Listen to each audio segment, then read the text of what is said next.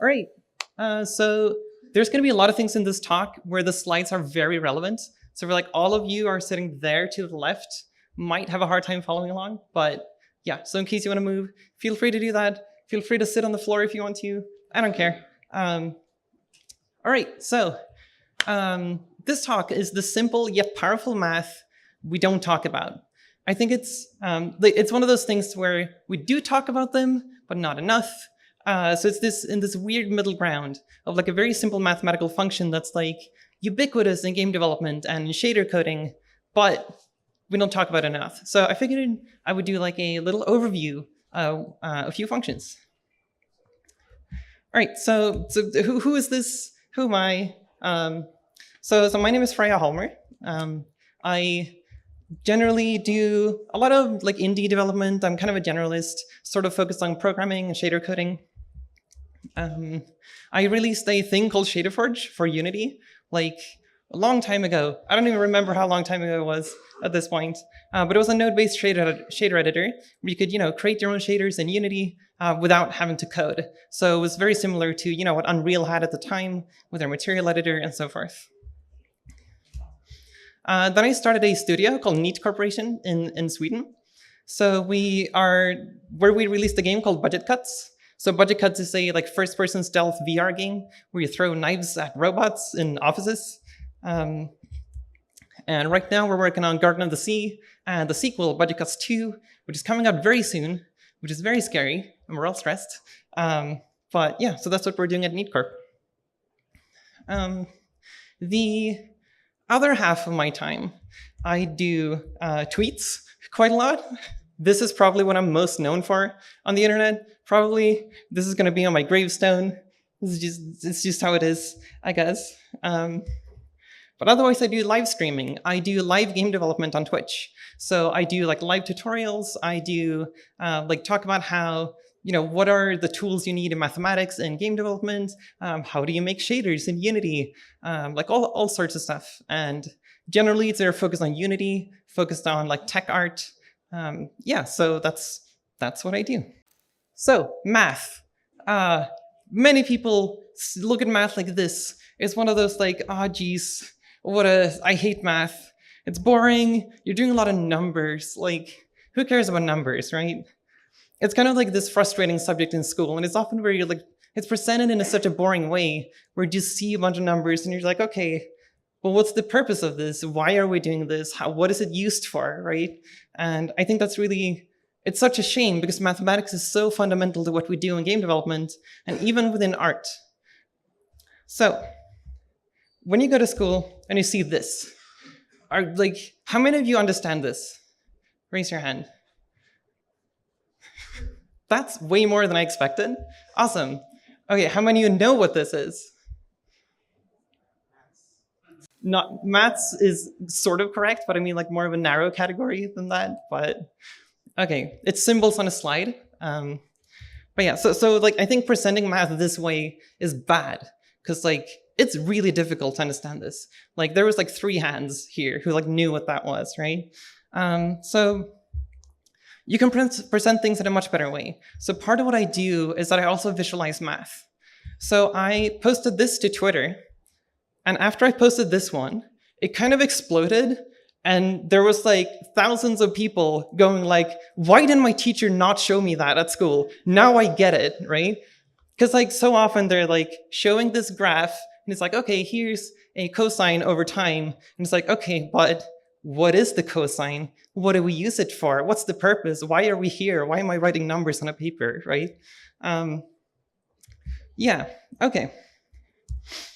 But you can make beautiful things with math. Like this is an art piece that I made. So this is like, I think there are so many nice things you can do with math that's like completely unrelated to numbers, where you can just take a concept, visualize it, and turn it into something nice, right? So this is another piece that I made. I was very bored an afternoon, and so I wanted to make some sort of art piece using a shader. So this whole thing is a single mathematical equation where the only inputs is the coordinate of the pixel and time. All the rest makes it animated like this.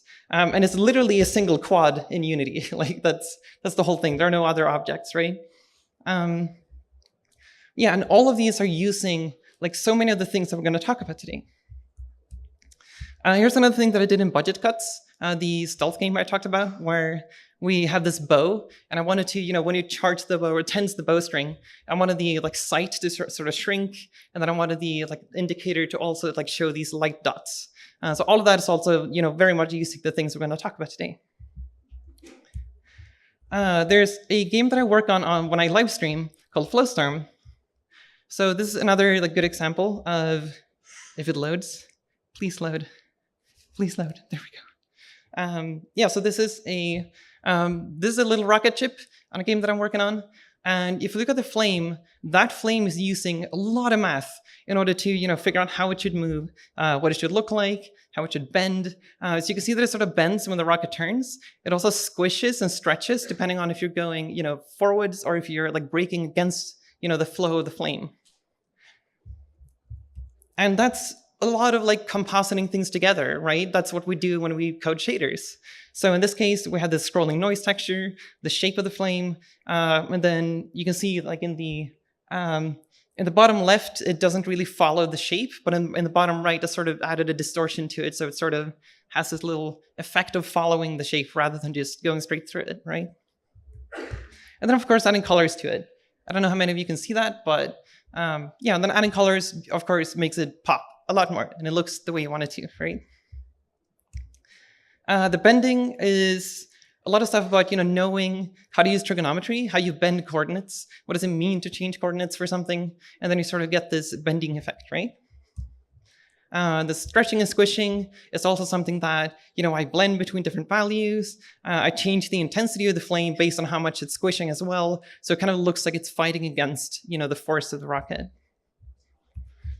There's a lot of like neat tricks you can do like this. So like you can use the concept of color ramps. You can like combine things in 2 dimensions and have a 2-dimensional color ramp for coloring your flame, where the y-axis is time and the x-axis is the brightness value of the mask you give this one.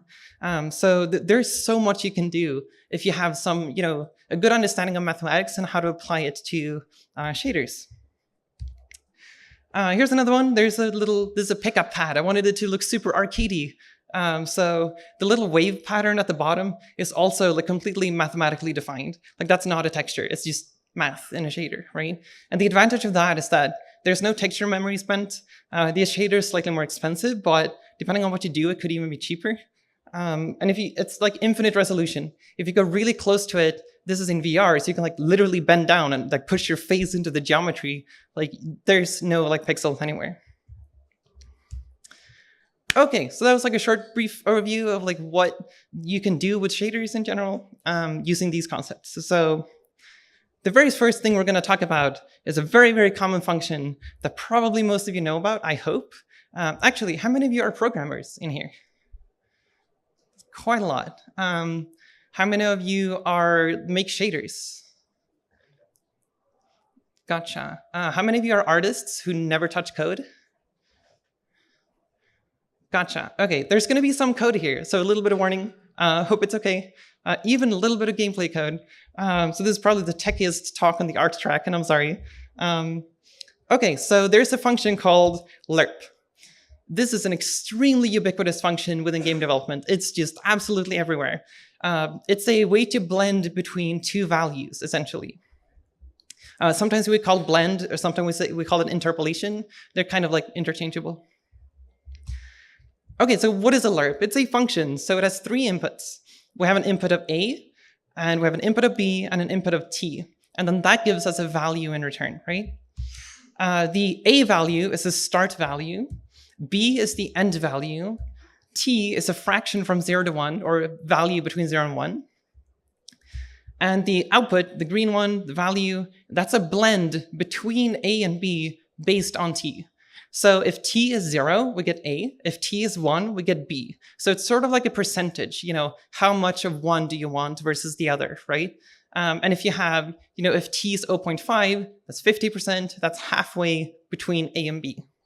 So it's sort of like a way to blend between 2 different endpoints, right?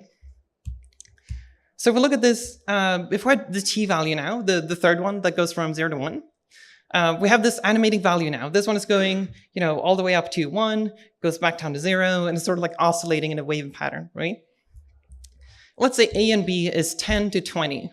So what's the output of that? Well, we're going to get a value that goes from 10 and then animates up to 20. So this is sort of a nice way to, animate something within any range you want, right? So you can replace 10 to 20 with anything you want. But numbers are boring. Let's not do numbers. We can do positions as well. Let's say A and B are coordinates, then we can blend between coordinates too. That's something you can do with interpolation. So A and B is a position, and then again, it's the same rule. If t is 0, we get the position of A. If t is 1, we get the position of B, and any values in between are blended, right? So what about colors? Well, we can do that with colors too. We can blend between two different colors. So when t is 1, we get magenta. When t goes back down to 0, we get cyan, right? So this is a very powerful tool. You can use this for so many things. You can use it for angles if you want to. You blend between two angles, sure, why not, right?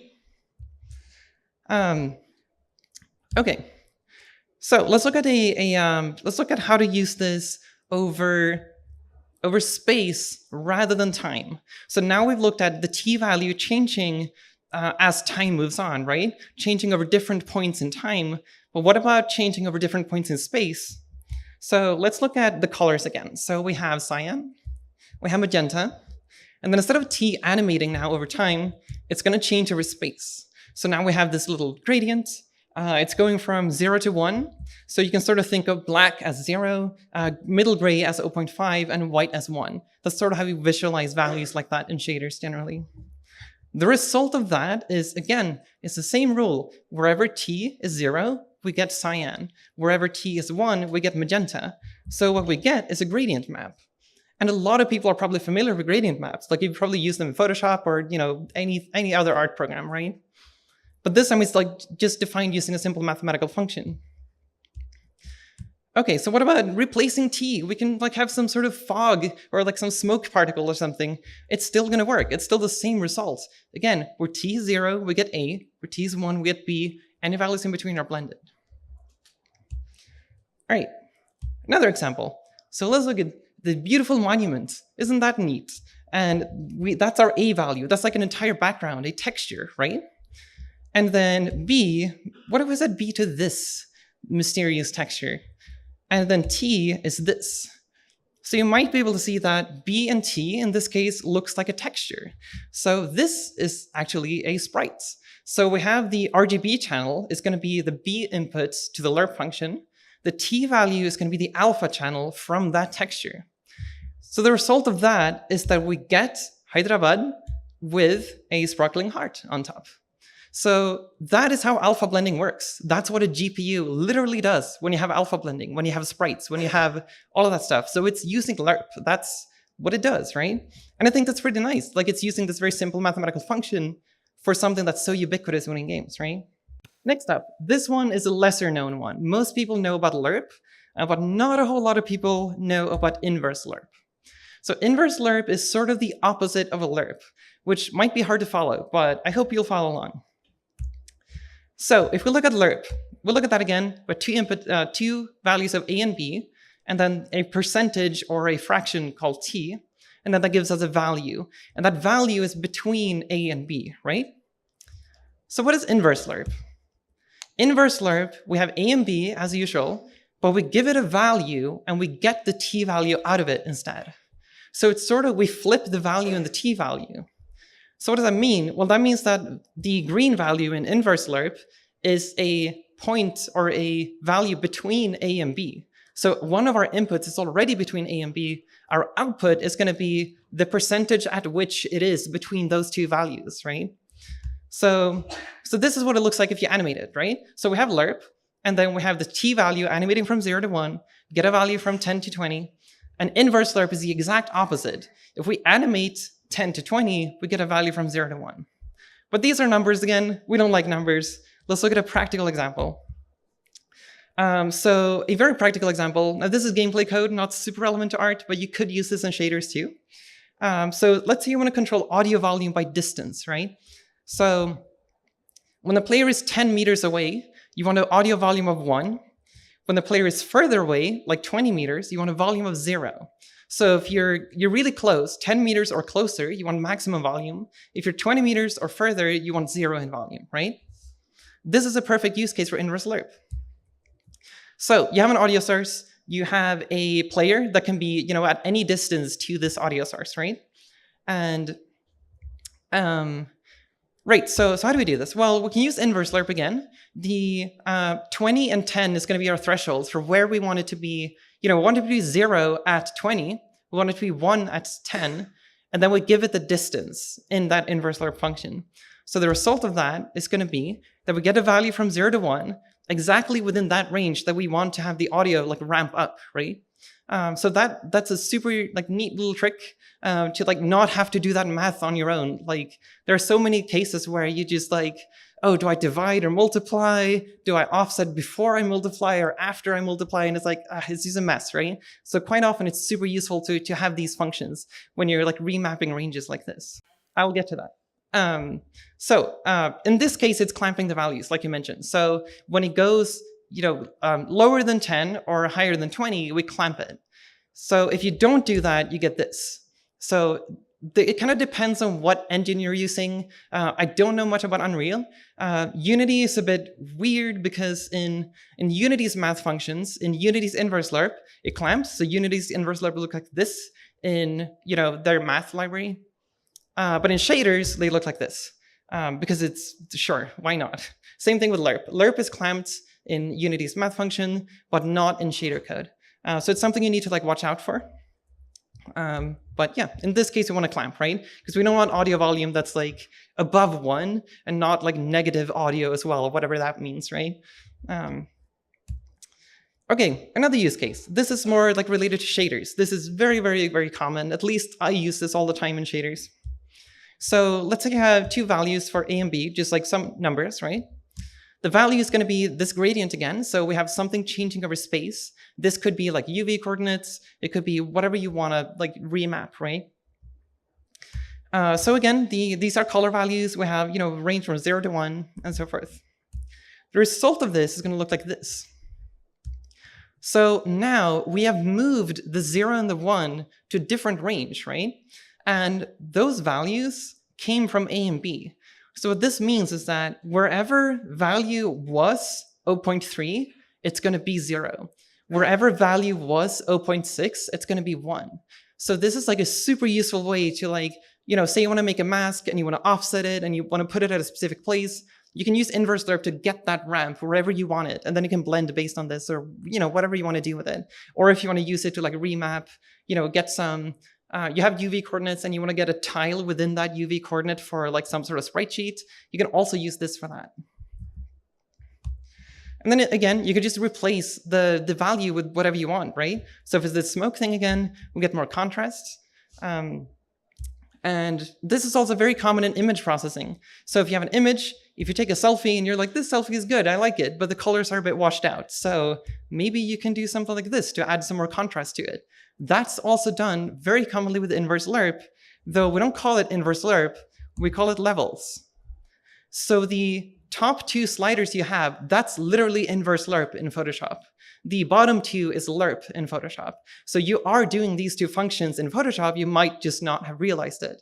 So it's kind of you have an input range that you modify, then you have an output range that you also modify after the input range. All right, so let's do another example. This one is very esoteric and weird. So I don't expect people to fully get this. I don't think I fully understand how to control it. It's a beast. So let's say you have a value like this, where the smoke cloud again. But this time, we're going to have 3 values for A and B. So what's going to happen now is that we have separate inverse lerps per color channel. So the red color channel is going to have 1 inverse lerp. The green color channel is going to have another inverse lerp using different values. Same thing with the blue channel. So what's the result of this? Well, what's going to happen is that we're going to get hue shifting, and we're going to get something that looks completely different. And now you can see that this is something you just cannot do with a normal lerp, well, unless it's unclamped and you fiddle with HDR values, but that's an entirely different topic. So it's kind of this little neat hack that you can do to do some sort of hue shifting effect for whatever you have as your gradient or values, right? But it's very difficult to control. So quite often you can see that A and B are color triplets. You have RG and B, right? So we can take these values and define them as colors, but they look like this. So it's kind of like A and B is blue. Why is my result like fiery red? I'm confused. This is weird. It's uncontrollable and difficult, but it's a neat little hack, and it's very cheap to run on your computer. Okay, so let's see if this video works. Oh, this one? So like vertically, if you take the RGB values, you can combine those into a color, right? Because colors are 3 values for red, green, and blue. So we can represent all the values in A with a single color, right? Yeah. All right, so this is some water that I made for our game at Meat Corporation called Garden of the Sea. Come on, internet gods. There we go. I don't know what it looks like. Okay, it looks okay. So this is for a very cartoony VR game, and it's very cheerful, and I wanted to have these very colorful tropical water, but I still wanted to have some sort of nice depth effect to it, right? So I wanted to be sort of look cyan tropical at the top and then go deeper blue at the bottom, right? And then eventually fading to just very dark. So yeah, so how do you do that? Well, this is something that inverse lerp is very good at. So there's a concept called color elimination, and specifically by depth this time. So if you have water in reality, light doesn't go very far into it. It keeps being absorbed by the water. So if you have sunlight pointing down into the water, then the red wavelengths, as you can see here, hopefully, this one, they get absorbed very quickly. You can see that it drops down. So x-axis is percentage of light. So the red light drops off very quickly. And what that means is that you get a color shift there that looks something like this, where as soon as the red light drops out, things start turning more cyan, right? Because we still have green and blue, so we have a bit of a cyan tint to it, but then you can see that the green light also tapers off, right? And then we're left with this deeper blue. So that's why, deeper waters tend to be more deep blue, shallow water goes more cyan, and then turquoise, and then at the very top, all light passes through. So then it's kind of white at the very, very top rim, right? And then as soon as you go deeper, red just disappears, right? So we can emulate this with inverse lerp. And that's what I did for the water. So again, we have our values. We have A, we have B, and now I'm just representing them as colors. The third value, the one I just called value, that's going to be the depth of the water, just as a grayscale value. So wherever it's shallow, it's going to be 0. Wherever it's very deep, it's going to go 1 or even beyond. So the result of that is that we get this very colorful gradient where we get the exact same thing. We have white at the very top, then that fades out, so red is gone. Then we get the cyan turquoise colors, and then we go to the deeper blues, and then eventually just pitch black because all the colors have been absorbed at a certain depth, right? So yeah, and then on top of that, I add a bunch of other things to make it look prettier, obviously, because this one looks very unrealistic. It's just very harsh colors. So on top of that one, I add some fog so that, the very darkest depths shouldn't be black because there's still, sunlight hits the water and then there's scattering in the water, then that comes back up again. So you need some sort of light that hits your eyes, even when you're looking at the very, very deepest parts, right? So fog is useful for that. There's also refraction, which I'm not sure if it's visible on this one, but there's some refraction to distort that little depth effect, right? And then edge foam to give this bit of a shoreline effect. Where you can see waves are sort of hitting the edge of the cliffs. And then on top of it, there's specular highlights to make it look pretty and sparkly, and also to give the player a sense of depth as well. Because this is VR, and it's important to have some references for depth so that you can see, okay, here's the surface, and then you sort of get that 3D perception. All right, now let's combine these two functions to the big one that is super useful, and that one is called remap. I call it remap. I think other people might call it something else. I don't know. It's usually not built into things. Unity doesn't have a remap function, but you can very easily write your own. So remap is a combination of both. It's kind of like Photoshop levels, right? Where you had 4 sliders. So in this case, remap has 4 inputs of values, and then a 5th value that is your input value as well. So Imin, Imax is your input range, Omin, Omax is your output range, and then value is going to be a value between Imin and Imax. So value is within the input range. Then the output of this one is going to be a value between inside of the output range. So a value between Omin and Omax. Okay, so when I say that they're a combination of the two, you can literally write it as a combination of the two. So first you do inverse lerp on the input values using the 5th parameter of value. Then you get a t value out of that. Remember, that's the value between 0 and 1. Then we use that as the input to a lerp, which is then using the output value, and then you get the final value out of that. So that's what levels does in Photoshop, right? You have these 4 values that you can tweak. So yeah. There's some nuance there because Photoshop has gamma and you need to build that into this, but that's for another talk. All right. So here's a use case for remap. Say you have a health bar and you're like, wouldn't it be neat if the health bar changed colors depending on how much health you have, right? So maybe you're like at about the halfway point of all of our health bars, we want it to start going towards red, right? And then under a certain threshold, you want it to be completely red. So what we can do is define those thresholds, right? So at 20 hit points, you want red. At 50 hit points, you want green. And then any values in between, you want interpolated, right? Blending between green and red. Okay, so we can use remap for this. So our input range, again, things change with your health. So your health is going to be the value that we give this one. The input range is going to be related to health. So that's why we do the 20 and the 50 as the input range.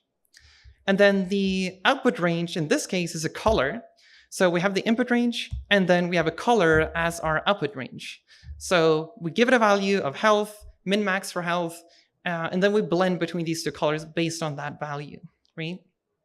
So that's kind of a very, very simple way to set this up, because sometimes, again, you tend to like write code for this quite often, where you just like, you spend a lot of time, again, dividing and being like, oh, do I do the size of this one? Or do I multiply there or subtract there, or divide or multiply? Yeah, it's a whole mess. So using remap for cases like this is super useful. Some more examples in case you do gameplay code. So stats based on level, like if you have an RPG or something, then if you have, an RPG where you go from level 5 to 30, you want, some strength value of your character to go from 8 to 120. That's a perfect case for remap. And in this case, extrapolation, where you don't clamp, might be useful here. Because now, if you have levels above 30, you're still going to get increasing strength from that, because you have the same increment per level. Another one could be like explosion damage radius. Say you have like some sort of explosive barrel and you want, given some distance, you want the character to take some amount of damage, right? So from 4 to 10 meters, the character should take 320 to 0 damage. So the 10 meters, that's like right on the border of no damage. As soon as you get closer, you take more and more damage. At 4 meters, you take full damage or closer, right? In this case, make sure you clamp, unless you want your explosive barrels to heal you when you're further away than, 10 meters, which is weird.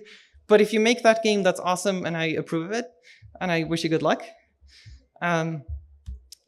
Okay, so for those of you who write code, these are the functions. They're very, very simple mathematically, in case you want to use them. Again, lerp, inverse lerp is built into Unity, probably Unreal as well, they have to.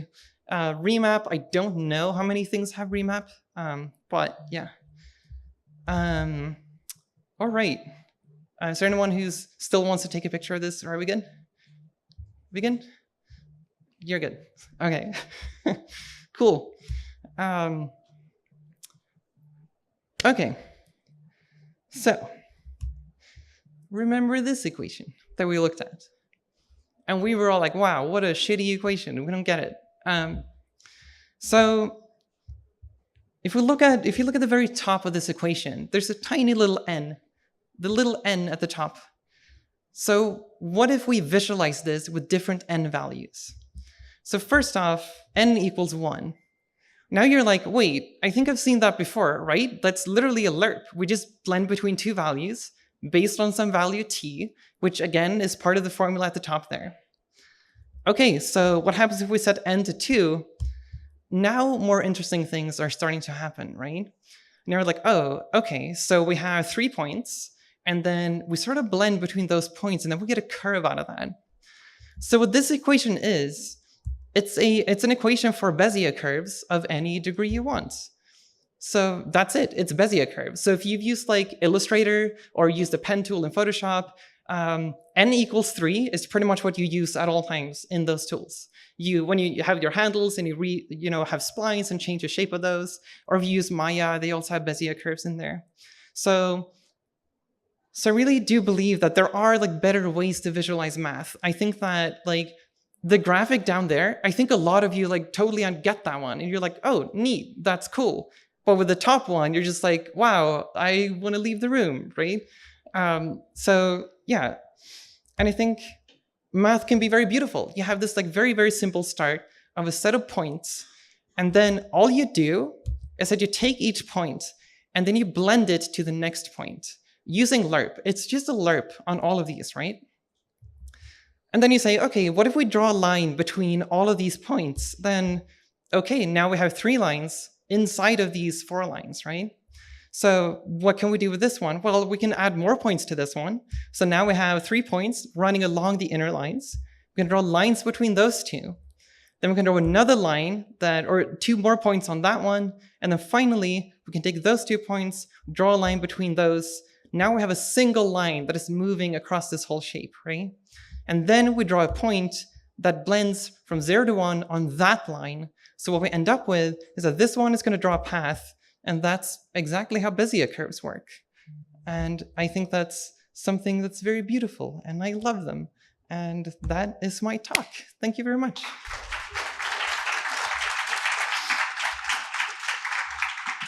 I do not have a business card. This is my business card. So if you want to talk or connect, this is the thing. The QR code is if you want to provide feedback. IDDC asked to put it there, so I put it there in case you want to provide feedback. Tell me how shitty this talk was, or if it was good. That would be neat too.